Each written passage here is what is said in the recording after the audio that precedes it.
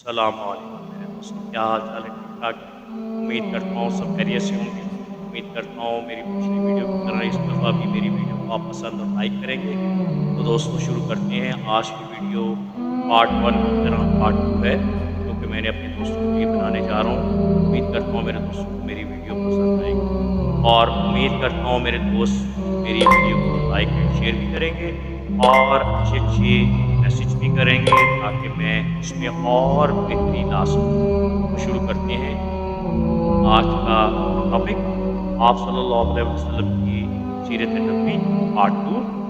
پیارے دوستو، حضور اقدس صلی اللہ علیہ وسلم کی شدید ترین مخالفین مکہ کے رئیسوں میں سے ایک بڑا نام ابو جہل کا بھی ہے۔ آپ صلی اللہ علیہ وسلم کے چچا ابو لہب بھی اس میں شامل تھے۔ اہل قریش دراصل آپ صلی اللہ علیہ وسلم کے خلاف کوئی بڑا قدم نہ اٹھا سکتے تھے۔ اس کی وجہ یہ تھی کہ وہ جانتے تھے کہ آپ صلی اللہ علیہ وسلم کے اوپر کوئی ایسا قدم اٹھایا تو بنو ہاشم خاموش نہیں بیٹھے گا۔ چنانچہ کچھ رئیس افراد نے ایک وفد کی صورت میں آپ کے چچا حضرت ابو طالب کے گھر ایک وفد کی صورت میں روانہ ہوئے۔ اس وفد میں ابو جہل، ابو سفیان، شیبہ، عقبہ اور ولید جیسے بڑے بڑے رئیس شامل تھے۔ اس وفد نے حضرت ابو طالب کے گھر آ کر ان سے کہا، اے ابو طالب، آپ کا بھتیجا ہمارے تذلیل کرتا ہے، اور یہ چیز ہمارے لیے بالکل قابل قبول اور برداشت نہیں ہے۔ آپ اپنے بھتیجے کو سمجھائیں کہ وہ ایسے مت کرے، یا پھر آپ درمیان سے نکل جائیں۔ ہم خود جانیں، ہم جانیں اور آپ کا بھتیجا جانے۔ حضرت ابو طالب گھر آئے اور گھبرائے ہوئے تھے۔ آپ نے اپنے بھتیجے نبی کریم صلی اللہ علیہ وآلہ وسلم سے فرمایا کہ اس طرح مکہ کے یہ تاجر میرے پاس آئے ہیں اور یہ بات کی۔ تو آپ صلی اللہ علیہ وسلم نے اپنے پیارے چچا جو کہ پریشان تھے ان سے یہ کہا، اے پیارے چچا، اہل قریش اگر میرے ایک ہاتھ پر سورج اور دوسرے ہاتھ پر چاند بھی رکھ دیں، تب بھی میں حق کے دین تبلیغ کے لیے پیچھے مت ہٹوں گا اور اپنا پورا فرض کروں گا، تاکہ اللہ اس کام کو پورا فرما دے یا میری جان راہ حق میں چلی جائے۔ قربان۔ پیارے دوستو، پہلے تو مشرکین مکہ نے دھمکیوں سے کام چلایا، مگر بعضاں جب انہوں نے دیکھا اسلام دن بدن پھیل رہا ہے اور ترقی کر رہا ہے، تو انہوں نے عام مسلمان جو کہ غریب اور مجبور لوگ تھے، انہوں نے اسلام قبول کیا، اور نادار لوگ تھے ان پر ظلم اٹھائے۔ میرے دوستو، حضرت باب شاہ عراق کے باشندے تھے۔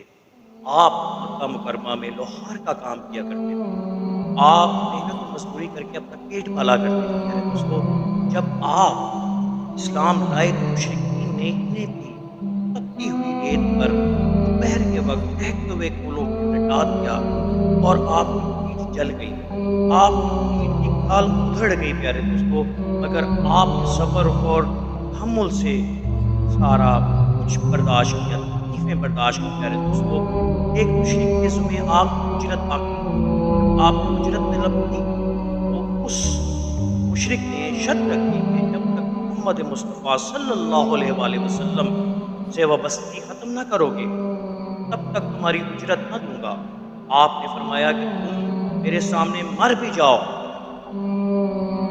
تو بھی یہ کام نہ کروں گا۔ چنانچہ اس مشرک نے آپ کو اجرت روک دی اور ایک چلو بھی نہ دیا، ایک رقم بھی نہ دی۔ اسی طرح حضرت بلال حبشی نسل سے تھے، آپ مکہ کی رئیس امیہ بن خلف کے غلام تھے۔ پیارے دوستو، جب حضرت بلال نے اسلام قبول کر لیا تو آپ پہر کے وقت گرم ریت پر، پیارے دوستو، ایک وزنی پتھر کر آپ کے پیٹ پر، آپ کے سینے پر رکھ دیا جاتا اور کہا جاتا کہ جب تک محمد کو نہ چھوڑو گے اور لات اور عزا پر ایمان نہ لاؤ گے، اس وقت تک عذاب میں مبتلا رہو گے۔ آپ حضرت بلال حبشی اس کے جواب میں شدید درد کے باوجود صرف ایک ہی لفظ بولتے پیارے دوستو، احد احد احد۔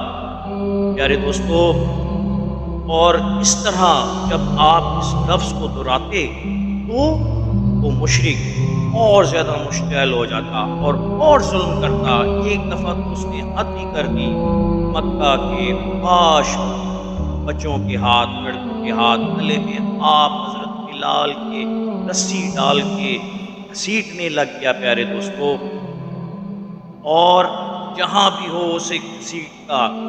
حضرت ابو بکر نے آپ کو خرید کر آزاد کر دیا پیارے دوستو۔ اس کے بعد حضرت بلال نے خود کو سرکار دو عالم صلی اللہ علیہ وآلہ وسلم کی خدمت میں وقف کر دیا میرے دوستو۔ آپ اسلام کے پہلے مؤذن بھی تھے پیارے دوستو۔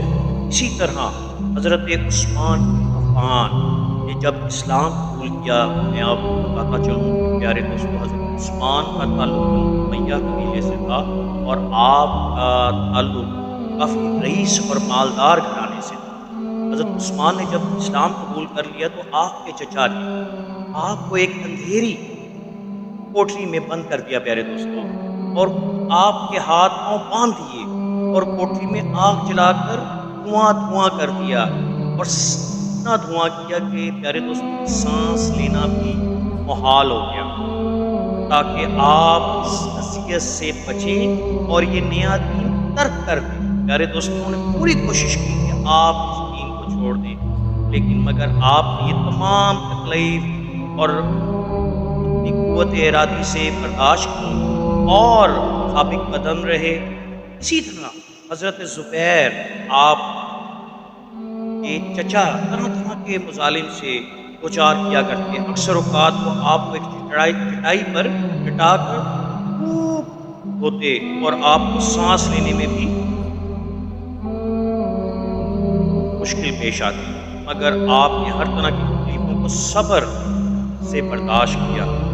پیارے دوستو، مشرکین مکہ صدیوں سے شرک اور بت پرستی کی دلدل میں ڈوبے ہوئے تھے، اور یہی ان کے آباء و اجداد بھی کرتے تھے، لہٰذا وہ یہی سمجھتے تھے کہ یہی ایک سچا دین ہے، مگر وہ حق پہ نہ تھے، اور ان میں طرح طرح کی برائیاں انہوں نے اپنے اندر ڈالی ہوئی تھی۔ ان کے نزدیک یہ مذہب بالکل درست تھا، اور بت پرستی کے ایک لفظ کے خلاف ایک لفظ بھی سننے کو تیار نہیں تھے پیارے دوستو۔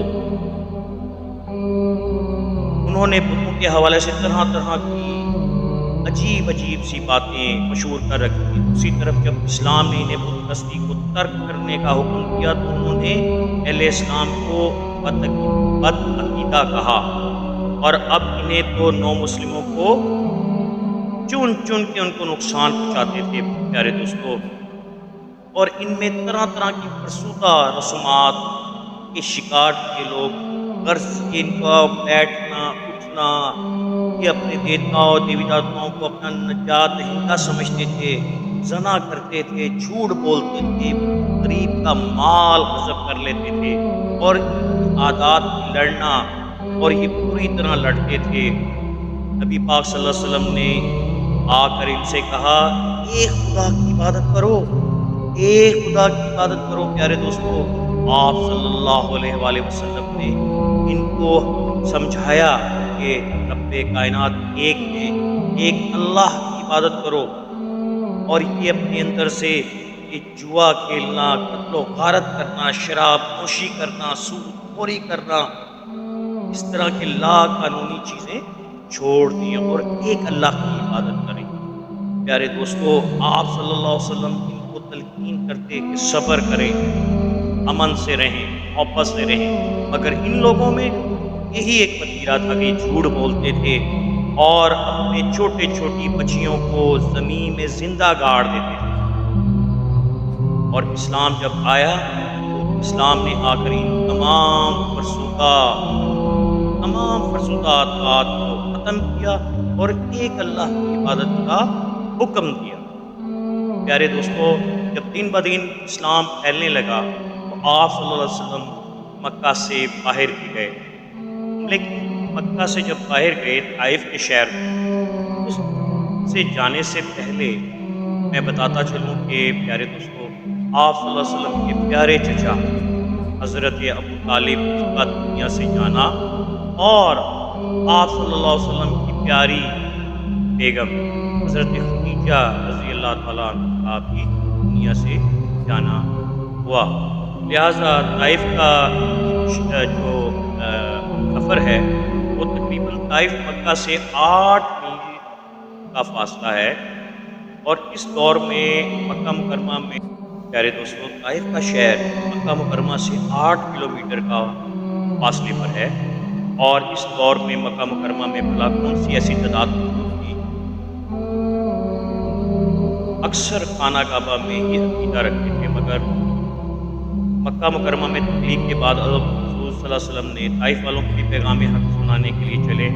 نبی کریم صلی اللہ علیہ وسلم نے اپنے لے پالک بیٹے حضرت زید بن حارثہ کے ہمراہ سفر کی تیاری شروع کر دی، اور میں اپنے پیارے دوستوں سے ذکر کرتا چلوں کہ آپ صلی اللہ علیہ وسلم نے جب طائف کے لیے روانہ ہوئے، سفر سے پہلے آپ صلی اللہ علیہ وسلم کے پیارے چچا حضرت ابو طالب کا اس دنیا سے جانا، آپ صلی اللہ علیہ وسلم کی پیاری اہلیہ زوجہ حضرت خدیجہ الکبریٰ کا دنیا سے جانا، وہ لیکن اسلام پھیلتا تھا اور دور تک پھیلانا تھا، لہٰذا آپ صلی اللہ علیہ وسلم نے طائف کے لوگوں کے لیے جانے کی تیاری کی، اور جب طائف کے لیے گئے تو طائف کے لوگ جو تھے طرح طرح کے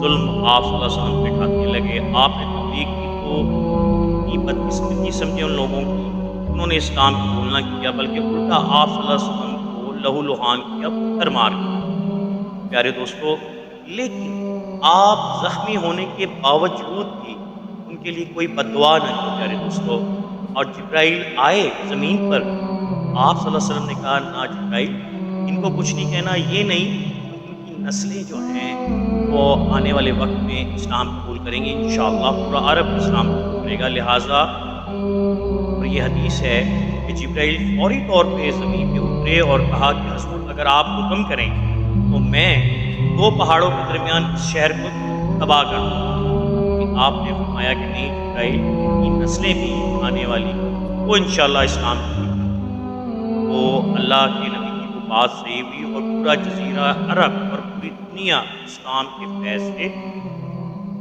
روشناس ہوئی۔ تو پیارے دوستو، آپ صلی اللہ علیہ وسلم کی پوری زندگی جدوجہد میں گزری طائف کے لوگوں نے، اور اس کے بعد آپ صلی اللہ علیہ وسلم کو معراج شریف پر اللہ پاک نے بلایا، اور اس کے بعد آسانیاں ہی آسانیاں شروع ہوئی۔ پیارے دوستو، میرا یہ ویڈیو ضرور دیکھیے گا، لائک اینڈ شیئر ضرور کیجیے گا، اپنے بھائی عاطف کو سبسکرائب کیجیے گا، اور باقی حصہ میں اپنی نیکسٹ ویڈیو میں پیش کروں گا۔ السلام علیکم ورحمۃ اللہ وبرکاتہ۔